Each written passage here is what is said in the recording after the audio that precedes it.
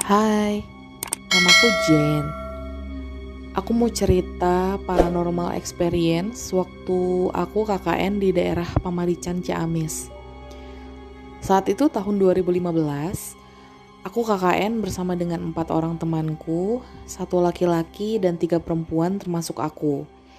Di sana itu kita menempati rumah yang cukup besar. Rumah itu punya penduduk yang memang dikosongkan karena yang punya itu kerja di Jakarta, dan rumah itu adalah rumah yang paling besar yang kita temukan di desa itu.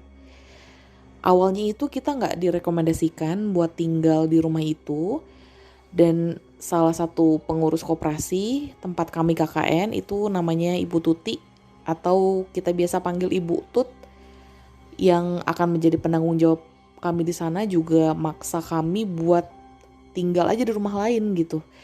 Cuman begitu kami survei beberapa rumah yang direkomendasikan, kondisinya memang benar-benar ya rumah di pedesaan, di mana toiletnya berpisah dari rumah. Dan berhubung ada 4 wanita di kelompok kami yang biasanya tinggal di kota, jadi bisa dibilang sangat pilih-pilih gitu untuk urusan rumah. Nah, singkat cerita, akhirnya kami berhasil gitu untuk membujuk Butut untuk membantu kami buat tinggal di rumah itu. Harga sewa untuk sebulannya itu murah banget, 120.000 untuk semua fasilitas. Dan berhubung rumah itu besar dan fasilitasnya lengkap juga, karena yang punya memang setahun sekali untuk pulang nengok orang tuanya yang ada di desa itu juga gitu. Nah, rumah itu semua di seluruh sisinya bercat hijau, ada 3 kamar, dan fasilitasnya lengkap banget. Dari mulai kasur, terus ada TV juga, tapi TV nggak pernah kita nyalain sih. Terus ada peralatan dapur dan lain sebagainya, lengkap banget. Selain itu juga punya halaman yang luas dan ditumbuhi cukup banyak pohon pisang di sebelah kanan, dan cukup jauh dari tetangga kanan dan kirinya gitu. Dan di belakang rumah itu cuman ada tebing yang ke atas gitu loh, jadi kayak tanah urugan, jadi berbentuk kayak tembok tanah tinggi ke atas gitu, dan itu katanya menghubungkan dengan desa lainnya kayak gitu. Nah, tibalah nih hari kita tiba di rumah itu, bawa barang-barang untuk KKN 1 bulan. Nah, saat itu waktu tuh udah menunjukkan pukul 4 sore pada saat kita baru datang. Jadi kita langsung bagi kamar setibanya sampai di sana. Terus anggota laki-laki nih, ini namanya Rian, itu menempati kamar paling depan. Aku dan Andra temanku menempati kamar di tengah, dan Eka dan Ina juga temanku itu menempati kamar paling belakang. Nah, kita beres-beres tuh, dan saat itu tuh udah menjelang maghrib gitu. Kita lagi sibuk beresin barang-barang di kamar masing-masing, tiba-tiba Eka dan Ina itu keluar kamar sambil teriak dan kelihatan panik kaget gitu loh. Jadi otomatis kita semua keluar kamar dan menuju Eka dan Ina. Nah, Eka dan Ina ini kemudian bilang kalau tiba-tiba kamar mereka bau melati. Itu menyengat banget. Kemudian aku, Rian sama Andra juga coba masuk untuk ngecek, dan bener aja itu bau melatinya menusuk banget, seperti kayak ruangan baru disemproti parfum melati gitu loh, disemprotin ke seluruh penjuru ruangan gitu. Dan karena saking semenyengat itu, jadi kan kita asumsinya kayak ini jangan-jangan memang ada parfum yang bocor atau ada parfum yang tumpah gitu. Nah, akhirnya kita ngecek tuh antara parfum mereka berdua nih gitu, tapi nggak ada tuh parfum tumpah atau parfum bocor, dan mereka berdua juga nggak ada yang pakai atau bawa parfum aroma melati yang kayak gitu. Ini bener-bener aroma melati otentik, bunga melati gitu. Nah, karena kita kasihan kan lihat Eka dan Ina yang kayaknya udah nggak yakin buat tidur di kamar itu, akhirnya kita memutuskan untuk semua anggota perempuan untuk tidur satu kamar aja berempat. Dan di kamar Ina sama kamar Eka yang akhirnya dikosongkan itu dijadikan tempat penyimpanan koper-koper pakaian. Nah malam itu kita didatengin sama Bu Tut untuk ngecek kita nih ceritanya. Jadi kami juga nggak cerita dulu nih masalah bau melati di kamar belakang. Nah terus Bu Tut nanya apa sudah sholat isya apa belum. Kemudian kami jawab ya belum. Terus akhirnya Bu Tut ngajak kami untuk sholat isya berjamaah. Kemudian baca Yasin malam itu gitu. Dan setelah selesai ngaji, Bu Tut bilang kalau setiap malam akan ada beberapa orang pengurus RT ini bakalan datang untuk ngecek dan berkeliling gitu saat ronda. Karena kebetulan Ina itu kan bawa mobil. Dan saat itu dikhawatirkan akan mengundang pencuri buat datang ke rumah kita gitu. Jadi ya mengantisipasi lah gitu. Nah singkat cerita, hari udah berlalu nih. Kami sudah mulai bekerja di koperasi tempat kita KKN. Nah sampai akhirnya karena kita KKN itu selesai KKN di koperasi, maksudnya kerja di koperasi itu sampai dengan sebelum maghrib. Kan kalau sebelum maghrib itu lampu warga udah pada nyala gitu ya. Dan itu arah dari koperasi ke tempat rumah kita itu memang jalan lurus aja gitu. Di sebelah kirinya, di sebelah kanan adalah sawah membentang, sebelah kirinya rumah-rumah warga gitu. Nah kita menyadari gitu, awalnya Rian yang menyadari kalau cuman jalan di depan rumah kita doang yang dipasangin lampu jalan gitu, sedangkan sepanjang jalan dari jalan raya bahkan itu nggak ada lampunya, nggak ada lampu jalan ya, cuman lampu rumah masing-masing aja gitu. Nah kita pikirnya sih mungkin karena rumah ini paling besar jadi makanya dipakein lampu. Nah suatu hari itu abis maghrib kita baru pada pulang dari koperasi. Aku, Ina, Eka, Andra berkumpul nih ya ceritanya di ruang tamu buat nonton drama Korea bareng-bareng. Dari dapur itu kedengeran suara orang masak. Heboh banget, kayak tukang nasgor lagi buat pesenan. Pokoknya brang-breng-brong gitu deh, kayak orang masak, bener-bener kayak orang masak. Rame banget gitu. Terus kita bilang nyeletuk gitu ya, ini Rian kayaknya lapar banget deh, makanya baru juga makan belum lama udah masak lagi jam segini gitu. Nah yang bikin kaget, Rian itu ternyata malah keluar dari kamar. Terus kemudian bilang, guys aku juga dengar, jangan dibahas ya. Terus kita berempat jadi diem dong. Rian juga jadi ikut duduk di meja tamu itu, di kursi tamu itu sama kita, dan suara masak di dapur itu masih kedengeran, bener-bener masih kedengeran. Di malam itu kita gak ada yang berani ke dapur atau ke toilet karena takut. Dan kita juga berlima benar-benar tidur di ruang tamu itu di depan laptop. Dan gak ada yang beranjak gitu di situ karena takut. Dan ketika pagi-pagi kita ke dapur, ya gimana ya, kondisi dapur itu rapih. Seperti gak ada perubahan gitu. Cuman wajan itu kan ngegantung. Jadi wajan itu kan melengkung. Nah dia tuh bolong di bagian tengahnya. Kayak ada yang pukul kenceng banget dari atas. Dan bolong sampai tembus. Bukan jatuh-jatuh gitu loh. Kalau jatuh kan dari luar ke dalam ya. Ini dari dalam ke atas, kan berarti ada yang mukul ya. Nah kita makin panik nih. Udah mulai aneh-aneh nih.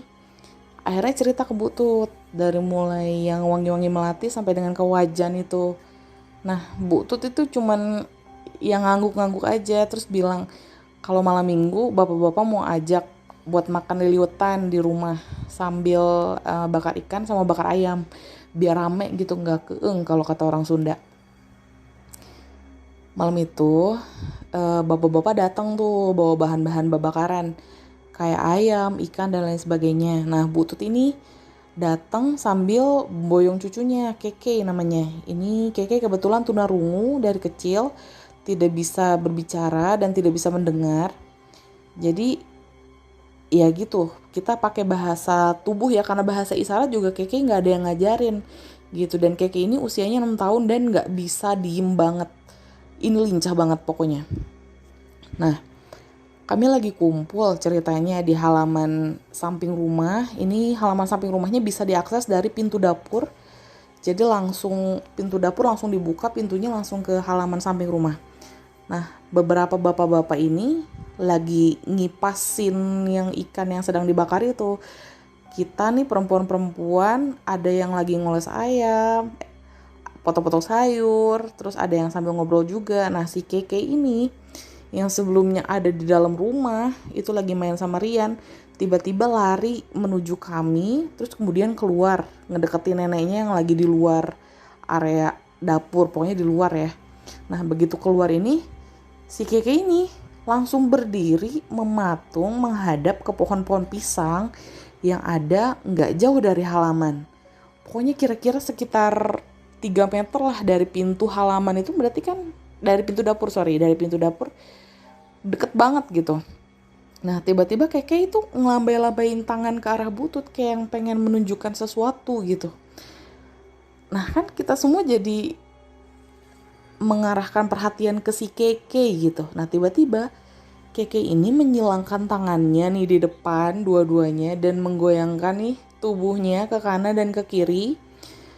Dan langsung telapak tangannya diarahkan ke atas kepala. Seperti menirukan pocong. Butut yang terkejut ini langsung menggendong Keke dan masuk ke dalam. Kami berempat sontak terkejut dan akhirnya ikut masuk buat deket-deket aja lah sama Butut gitu ya. Nah, Butut itu kemudian bilang ke kita, menenangkan juga gitu, nggak apa-apa, tenang ya kalian, rame kok di sini. Bapak-bapak juga pada jagain, jangan takut ya, pokoknya dibilanginnya kayak gitulah gitu. Nah, udah tuh kita lupakan gitu yang kejadian malam itu gitu ya. Nah, akhirnya di akhir pekan di minggu ketiga itu kita mutusin buat liburan ceritanya ke Pangandaran, karena jarak dari tempat kita KKN ke Pangandaran itu cuma sejam gitu. Nah, Rian ini udah janjian duluan sama teman-temannya. Jadi Rian udah pergi duluan sama teman-temannya dan kita berempat nih berencana ya udah kita ke sana sambil nyusul Rian aja. Terus pulangnya bareng-bareng gitu. Pulang lagi ke rumah KKN-nya. Ketika pulang ke rumah itu selang 2 hari dari hari kita nyampe lagi, Rian itu demam. Dia bilang sakit sekujur tubuh, bener-bener sakit, terus demam, terus ngigonya tuh mau pulang karena Rian kebetulan orang Jepara. Jadi Rian itu ngomong pakai bahasa Jawa, mau pulang gitu. Artinya tapi pakai bahasa Jawa gitu. Nah, itu kita udah bawain obat, udah diantar ke klinik. Tapi demam itu naik turun gitu kan. Nah, malam itu kita berpikir buat kayaknya bawa ke rumah sakit aja deh. Takutnya DBD atau apa gitu kan kalau demamnya nggak stabil. Nah, ini Butut datang nih malam itu sama beberapa bapak-bapak yang biasanya buat kontrol kita juga gitu. Nah, ngelihat Rian demam kayak gitu, terus Butut nanya ke aku, kok bisa demam gitu. So aku bilang habis pulang dari Pangandaran, sakit, kecapean kali ya. Iya kecapean mungkin, tapi kok Rian doang ya, kata Butut gitu. Nah, akhirnya ya kalau orang di desa mungkin ya gitu, mungkin langsung aja ini bisa nih ditolong pakai doa-doa dari kiai gitu ya. Akhirnya Butut ngajak aku buat ke rumah kiai. Nah, sesampainya di sana, bapak-bapak kiai itu teh bilang, iya teh anu di bumi hejo atau seninggal naon wae, bilangnya gitu. Artinya ini yang tinggal di rumah hijau itu ya udah lihat apa aja di sana gitu. Aku ngerti kan maksudnya, artinya apa, tapi aku nggak paham nih maksudnya apa gitu, lihat apa gitu maksud Pak Kiai itu tuh, dan aku nggak berani juga nanya gitu.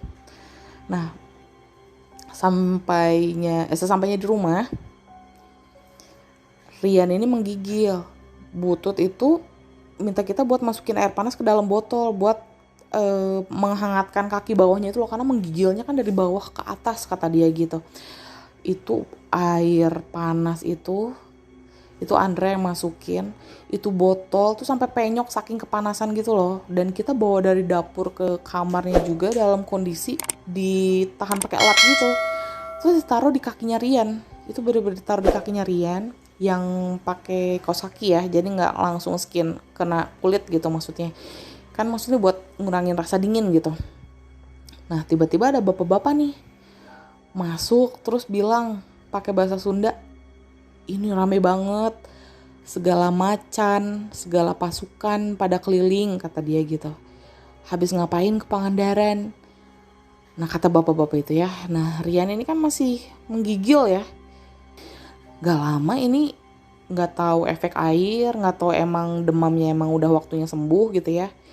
Gak lama Rian ini melek nih matanya, udah mulai membuka matanya.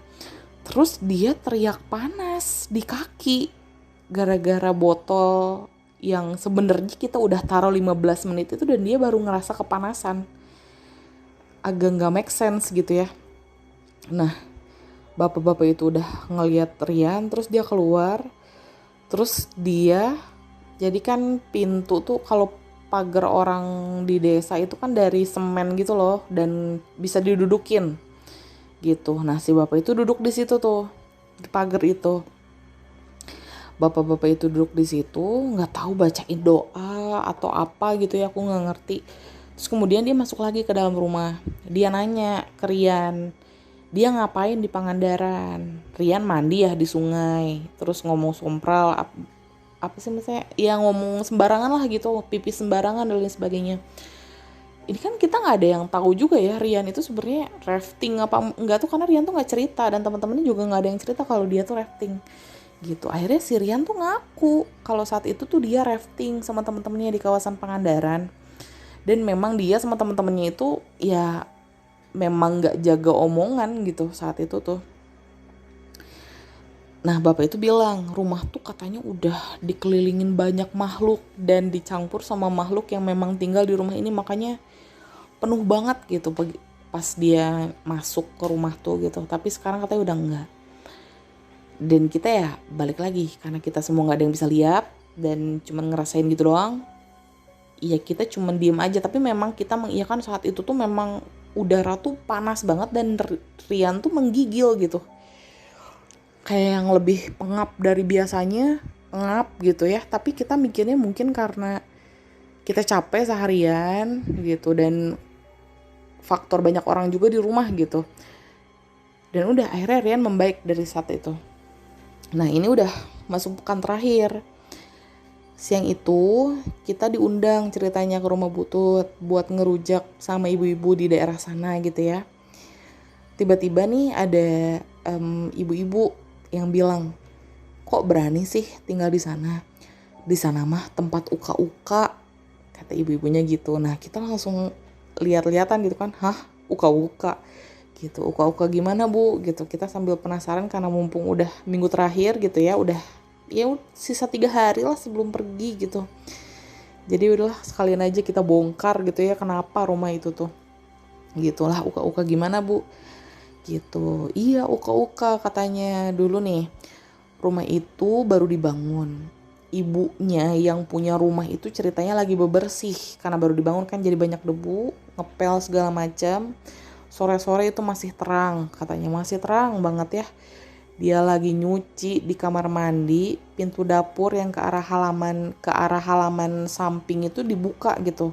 Yang tempat si Keke itu. Nah, pas didengar sama si ibu itu lagi nyuci, kok telinganya itu nangkep kayak ada suara orang nyeret-nyeret di belakangnya, jalan terseret gitu loh. Pas ditengok, pocong siang-siang nyeret kafannya. Terus ibunya terus teriak-teriak kan. Ibunya shock, teriak-teriak keluar rumah dan pingsan. Terus udah dari hari itu ibunya gak mau kesana lagi, bener-bener gak mau kesana lagi. Makanya rumahnya bener-bener gak ditempatin karena ya gak ada yang berani nempatin gitu. Kita semua kaget dan percaya gak percaya gitu. Dan diperkuat tapi ya sama argumen ibu-ibu lain yang mengiyakan juga cerita dari ibu itu. Tapi ya kita mikirnya ya udahlah, toh udah mau pindah juga ya rumah itu gitu, udah mau meninggalkan rumah itu, jadi ya udahlah gitu kan. Dan nih alasan kenapa cuma jalan depan rumah itu doang yang dikasih lampu, itu nggak lain karena dulu banyak orang yang lewat sana itu ditampakkan pocong di area pohon pisang. Makanya itu dikasih lampu biar nggak terlalu menakutkan, walaupun tetap aja sepi banget, bener-bener sepi. Dan yang bikin kita makin kaget, ibu-ibu itu gitu, bukan cuma 1-2 ibu doang gitu. Ibu-ibu itu juga bilang kalau belakang rumah yang tebing tanah ke atas itu, atasnya adalah pemakaman umum orang-orang di desa situ. Benar-benar langsung pemakaman umum. Tanahnya itu ya langsung mengarah ke rumah kami gitu. Jadi ya udah gitu ya. Ya udahlah, pantesan aja gitu. Dan akhirnya udah deh selesai KKN ya. Gitu. Ya. Sekian cerita dari aku.